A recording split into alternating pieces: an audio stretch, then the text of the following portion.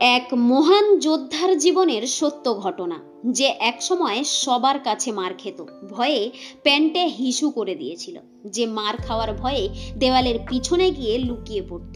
সেই মানুষটি এক সময় এত বড় ফাইটার হয়ে যায় যে দুনিয়ার কেউই তার সামনে টিকতে পারত না, সে যত বড় ধরনেরই ফাইটার হোক না কেন। কিন্তু এমনটা সম্ভব কিভাবে হলো জানবো আজকের আমাদের এই ভিডিও থেকে। তো জাপানে থাকা এক কোরিয়ান ছেলে চই, ছোট থেকে তার স্বপ্ন সে এক ফাইটার প্লেনের পাইলট হবে, আর সেই কারণে সে জাপানের সেনাতে জয়েন হওয়ার সিদ্ধান্ত নেয়। একদিন তার বন্ধু চুনবের সাথে এয়ারফোর্সের ট্রেনিং এর জন্য বেরিয়ে পড়ে। তারপর তারা ট্রেনিং ক্যাম্পে পৌঁছে যায়, কিন্তু জাপানিরা তাদের সাথে খুব খারাপ ব্যবহার করে, ঠিক যেন সৎ ভাই। তারা সব কোরিয়ানদেরকে দড়ি দিয়ে বেঁধে তাদের মারধর করে, তাদের উপর খুব অত্যাচার করে। এখন এই সময় এখানে পৌঁছে যায় সেখানকার কমান্ডার কেটো। সে বলে সব কোরিয়ানদের দড়ি এক্ষুনি খুলে দাও। যখনই তাদের দড়ি খুলে দেওয়া হয়, তাদের মধ্যে একজন কেটোকে গালাগালি দেয়। শুনে কেটো খুব রেগে যায়, আর সে চইকে নিজের সাথে লড়তে বলে। যদি চই জিতে যায় তাহলে সব কোরিয়ানদের আজাদ করে দেবে। তারপর তাদের মধ্যে লড়াই শুরু হয়ে যায়, কিন্তু কেটো খুব সহজেই তাকে হারিয়ে দেয়। আর সে চইকে মারতে যাবে এমন সময় সেখানে আমেরিকান লড়াকু বিমান হামলা করে দেয়, আর এরই মধ্যে সুযোগ পেয়ে সব কোরিয়ানরা সেখান দিয়ে পালিয়ে যায়। এরপরে টোকিও শহরে চই চুনবের একটা ছোট্ট দোকানে তাকে সাহায্য করত। এইভাবে কেটে যায় বেশ কয়েকটা দিন। একদিন হঠাৎ সেখানে ইয়াকুজা নামের এক গ্যাংস্টার আর তার লোকজন তাদের দোকানে এসে হপ্তা চায়, কিন্তু চুনবে তা দিতে মানা করে দেয়। তাতে এই গ্যাংস্টাররা তাকে খুব মারে। তাকে মার খেতে দেখে চই তাদের সাথে লড়ে আর তার বন্ধুকে বাঁচায়, কিন্তু এরই মধ্যে ইয়াকুজা তার গলায় ইহা বড় একটা তলোয়ার ধরে, আর সে প্রচন্ড ভয় পেয়ে যায়। সে নিজের প্যান্টেই হিসু করে দেয়।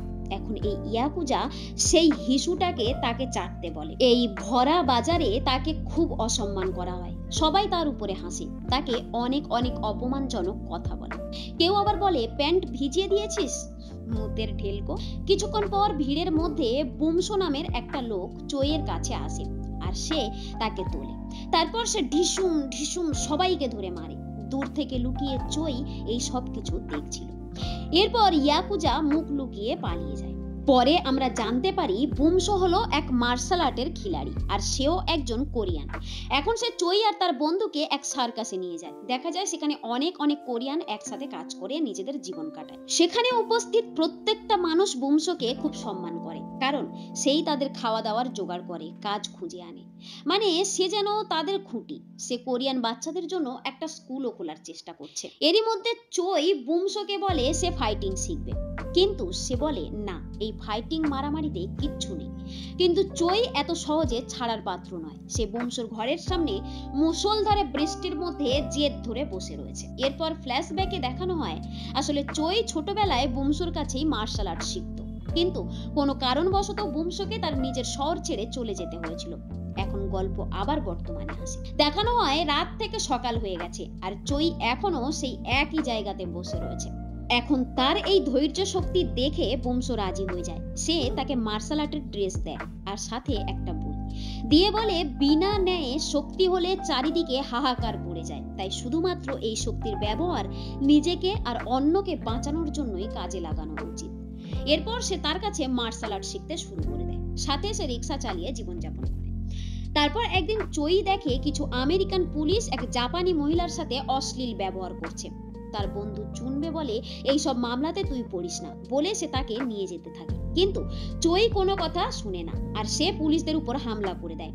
সে একাই তাদেরকে মেরে সেই মহিলার সম্মান বাঁচায়। এরপর কিছু সময়ের মধ্যে চই সাহসী বাঘ নামে ফেমাস হয়ে যায়, যে পুলিশদের হাত থেকে জাপানি মেয়েদের বাঁচায়। এর মধ্যে ইয়োকো নামের একটি মেয়ের সাথে তার বন্ধুত্ব হয়, যাকে একদিন সে বাঁচিয়েছিল। তারপর আমরা দেখি সার্কাসের মধ্যে সেই বদমাইশ ইয়াকুজা ঢুকে পড়েছে। সেই দিনের সেই বদলা নেওয়ার জন্য সে বংশকে খুঁজে। কিছুক্ষণের মধ্যে বংশর সাথে তার লড়াই লেগে যায়। এখন বংশ সবাইকে একাই সামলায়, তবে কিছুক্ষণের মধ্যেই তারা তাকে ধরে ফেলে, আর ইয়াকুজা সুযোগ পেয়ে তার উপর তলোয়ার চালিয়ে দেয়, আর সে সেখানে মারা যায়। এরপর চই আর তার বন্ধু সেখানে পৌঁছায়, কিন্তু তারা তাকে মৃত অবস্থাতে পায়। পরের দিন সকালে চই দিব্যি খায় যে সে তার গুরুর মৃত্যুর বদলা নেবে। সে একলা ইয়াকুজার আড্ডার দিকে রওনা দেয়। পিছন পিছন সব কোরিয়ান লোকরাও তাদের হাতিয়ার নিয়ে আসতে থাকে। অন্যদিকে ইয়াকুজার লোকজনও তৈরি ছিল, কারণ তারা জানতো যে এরা বদলা নিতে অবশ্যই আসবে। তারপর তাদের মধ্যে বিশাল বড় লড়াই লেগে যায়। এর মধ্যে দুই তরফেরই অনেক অনেক লোক মারা যায়। তার মধ্যে একজন কোরিয়ান লোক এসে ইয়েকুজাকে মেরে দেয়। তারপর সেখানে পুলিশ এসে কোন রকমে তাদের লড়াই থামায়। এরপর চই নিজের জিনিসপত্র বেঁধে নিয়ে একান্তে সন্ন্যাস নিয়ে নিজের জীবন কাটাতে চায়, কারণ সে তার নিজের লোকজনদেরকে বাঁচাতে না পারার কারণে নিজেকে দোষারোপ করে দুঃখে এই সিদ্ধান্ত নেয়। এরপর সেখানে তার বান্ধবী ইয়োকো আসে, আর সে তাকে আটকানোর অনেক চেষ্টা করে, কিন্তু চই কারোর কোনো কথা শোনে না, সে বেরিয়ে পড়ে। এরপর সে এক ঘন জঙ্গলে পৌঁছায়। এখানে দেখা যায় চই সবকিছু ছেড়ে নয়, বরং নিজেকে আরো শক্তিশালী বানাতে এসেছে। সে এই জঙ্গলে প্র্যাকটিস শুরু করে, কঠিন প্র্যাকটিস। ঠান্ডা বরফ, এত ঠান্ডা যে হাড় পর্যন্ত হিম হয়ে যাবে। সে কাঁদতে কাঁদতে নিজের দিন কাটায়। প্রথম এখানে থাকতে তার খুব অসুবিধা হচ্ছিল, কিন্তু কিছুদিন কাটার পর সে এই জায়গার সাথে নিজেকে মানিয়ে নেয়। তারপর ঠান্ডা পরিবেশ, কোনো দিকেই তার কোনো ভ্রুক্ষেপ নেই। সে প্র্যাকটিস করে চলেছে, প্র্যাকটিসের জন্য জিনিসপত্র বানিয়েছে, সাথে নিজের গুরুর দেওয়া সেই বই পড়ে আরো বেশি করে প্র্যাকটিস করছে। এরপর কেটে যায় অনেকগুলো দিন। তারপর ধীরে ধীরে সে এতটাই শক্তিশালী হয়ে উঠেছে যে একবার মেরেই পাথর পর্যন্ত ভেঙে দিতে পারে। বেশ অনেক মাস দিন রাত পরিশ্রম করার পর তার নিজের উপর ভরসা আসে। সে বুঝে যায় যে তার গুরুর দেওয়া সেই বই থেকে সে সবকিছু শিখে ফেলেছে। এরপর সে শহরে ফিরে আসে আর জাপানের বড় বড় সব ফাইটারদের চ্যালেঞ্জ করতে থাকে। প্রথমে সে পৌঁছায় নিজো ডোজো নামের এক ফাইটিং স্কুলে। নিজের ছেঁড়া ফাটা নোংরা জামা পরে ভিতরে ঢুকে সেখানকার নাম করা শিক্ষককে চ্যালেঞ্জ করে। সেই শিক্ষক তার পোশাক আশাক অবস্থা দেখে তার উপর হাসতে থাকে আর নিজের এক স্টুডেন্টকে তার সাথে লড়তে পাঠায়। আর কি, এখন যেটা হবার সেটাই হলো। এক চুটকিতেই চই তাকে উড়িয়ে দিল। এক এক করে 10টা ফাইটারকে সে হারিয়ে দেয়। শেষে আসে সেই শিক্ষক। মুহূর্তের মধ্যে সে তাকেও হারিয়ে দেয়। এরপর জাপানের সমস্ত নিউজ পেপারে তার নাম বের হয়। তার বাহাদুরির কথা সমস্ত জাপান জেনে যায়, আর এই খবর গিয়ে পৌঁছায় কেটোর কানে। এখন কেটো খুব চিন্তিত, অখুশি, কারণ সে এখন জাপানের ক্যারাটে অ্যাসোসিয়েশনের প্রধান। আর কোরিয়া থেকে আসা একটা ছেলে, সে কিনা পুরো জাপানের বড় বড় ক্যারাটে মাস্টারদের হারিয়ে দিচ্ছে, এটা সে কোনো মতে মেনে নিতে পারছিল না। অন্যদিকে চই একের পর এক ক্যারাটে মাস্টারকে হারিয়ে সে যেমন ধরনেরই ক্যারাটে জানুক না কেন, তার কাছে জেতা কোনো মতেই সম্ভব নয়। তাই সে এখন জাপানে খুবই ফেমাস আর জনপ্রিয় হয়ে ওঠে। তারপর তার দেখা হয় তার পুরানো প্রেমিকার সাথে। দুজন দুজনকে পেয়ে খুব খুশি হয়।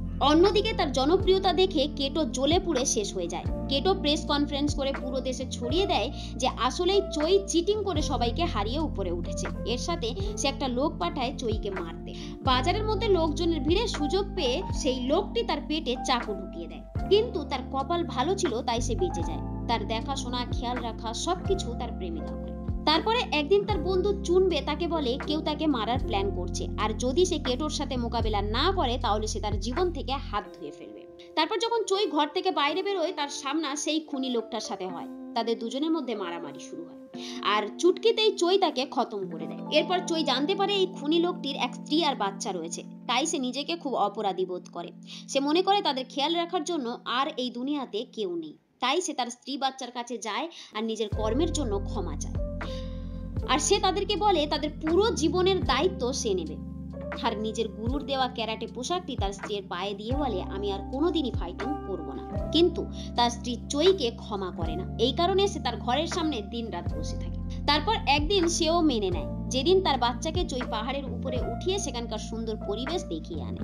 এরপর সেই মহিলা চইকে তার পোশাক ফিরিয়ে দিয়ে বলে, লোকের ভালোর জন্য তোমাকে লড়তে হবে। এরপর সে জানতে পারে কেটো তাকে চ্যালেঞ্জ করেছে। সে তৈরি হয়ে একাই বেরিয়ে পড়ে সেই চ্যালেঞ্জ অ্যাকসেপ্ট করে। তারপর সে এক খালি জায়গাতে পৌঁছায়, যেখানে কেটো আর তার লোক ছাড়া দূর দূর পর্যন্ত একটা প্রাণীও নেই। এরপর শুরু হয়ে যায় খেলা। খুব সহজেই মুহূর্তের মধ্যে কেটোর লোকজনদেরকে মেরে শুইয়ে দেয় চই। তারপর শুরু হয় কেটোর সাথে লড়াই।